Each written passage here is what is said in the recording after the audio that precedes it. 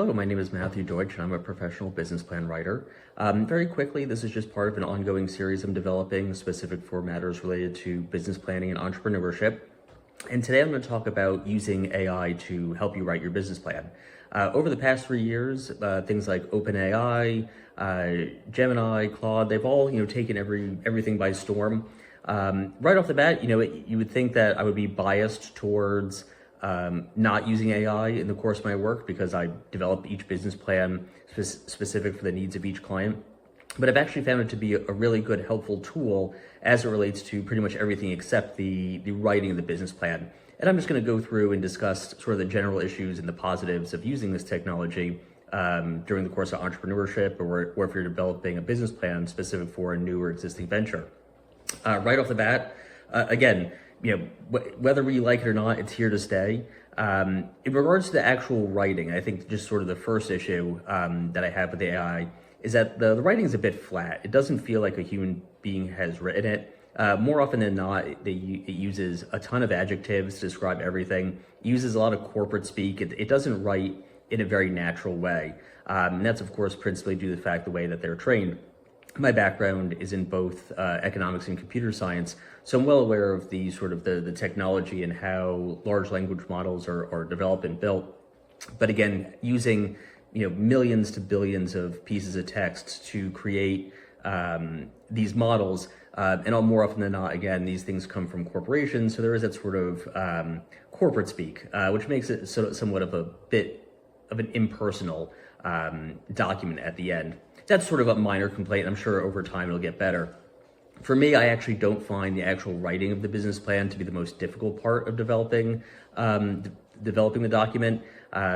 Primarily, the more complicated aspect of it is developing the revenue model, underlying the underlying assumptions, doing the appropriate market research, and again, coming up with a full document that shows that why this business is going to be economically viable.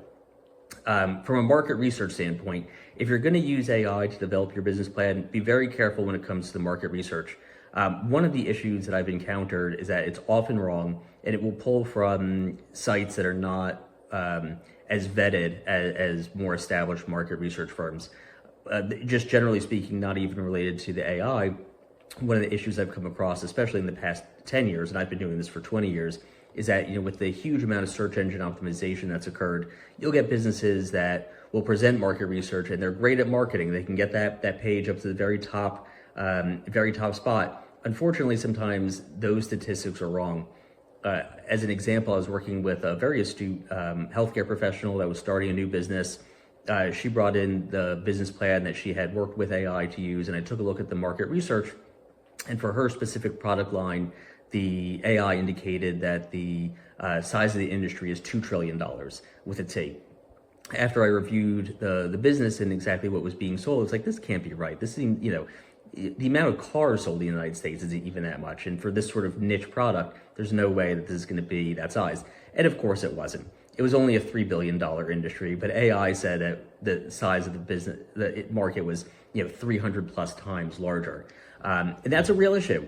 If someone is using that to make a real informed decision whether to start a business, that can be very damaging. If you thought the market was drastically bigger and you're planning to make a large investment or take a business loan or to acquire capital from investors, that could be a real big problem if you base that decision on incorrect information.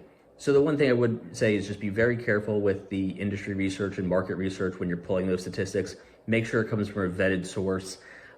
It's great if you need to pull public statistics. If you need to know, general demographics or any specific markets, just baseline information. It's great at pulling that, and it'll give you the citations accordingly.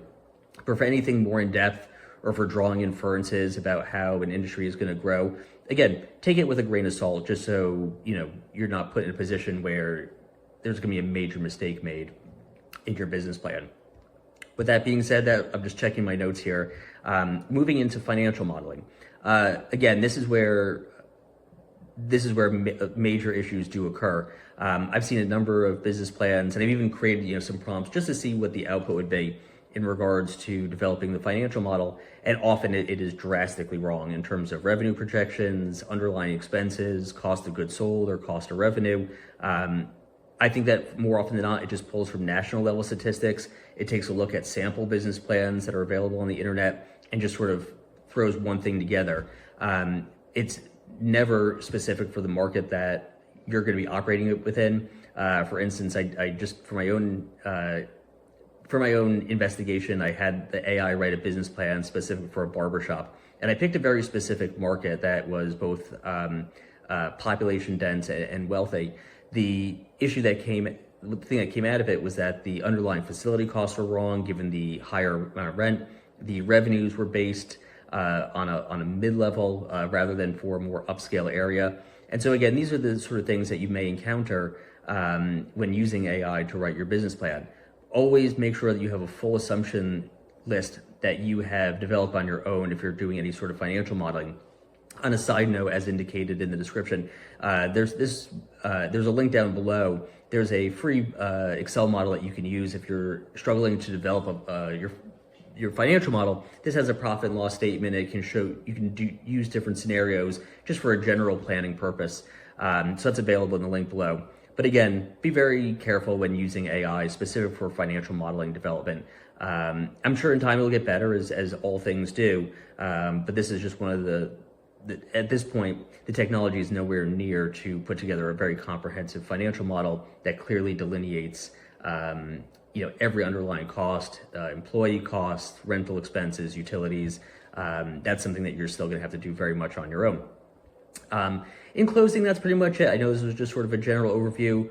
In time, I'm going to create some additional videos as AI gets better and ways that it can be used to improve the business planning process. With that being said, and just a short closing, I am a professional business plan writer. If you do need a business plan developed, or if you're just looking for some general advice regarding your startup, please feel free to reach me anytime. Our website is humanintelligencebusinessplans.com. So you can take a look. We have a number of samples on there. We also do pitch decks as well as general market research. So if that's something that you're in need of, please feel free to reach me anytime. Thank you very much for taking a look. Take care.